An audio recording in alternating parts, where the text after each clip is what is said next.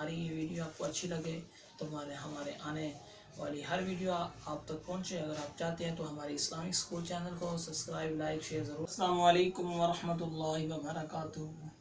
भाइयों, दोस्तों, बहनों, आज मैं आपके सामने जो वीडियो शेयर करने वाला हूँ वो है चंद बहन भाइयों ने सवाल किए थे।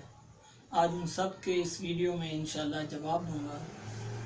एक बहन ने सवाल किया था कि अल्लामा साहब ये बताएं कि बच्चियों के रिश्तों के लिए कौन सी सूरत पढ़ी जाए घर में ताकि अल्लाह रब्बुल इज़्ज़त अच्छे रिश्ते अता फरमाए।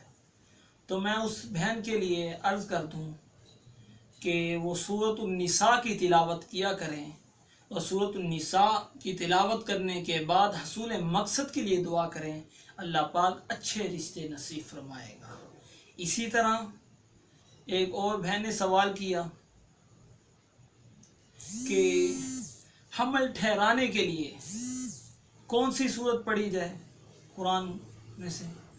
तो मैं उस बहन के लिए अर्ज़ करता चलूँ, वो मेरी बहन सूरतुल मरियम की तिलावत करें और खाने पर दम करें और मियाँ बीवी दोनों उस सूरत की तिलावत करने के बाद खाने पर दम करके खाएं। अल्लाह पाक इंशाअल्लाह अज़ीम जल्द हमल ठहराएगा और अल्लाह पाक औलाद सालिहा अता फरमाएगा। अगर हमारी ये वीडियो आपको अच्छी लगे तो हमारे चैनल को, इस्लामिक स्कूल चैनल को लाइक, सब्सक्राइब ज़रूर करें ताकि हमारी आने वाली हर वीडियो आप तक पहुँचे और आप इस वीडियो से, हमारी इस मेहनत काविश से आप लोग मुस्तफ़ीद हों, फ़ायदा उठाएँ।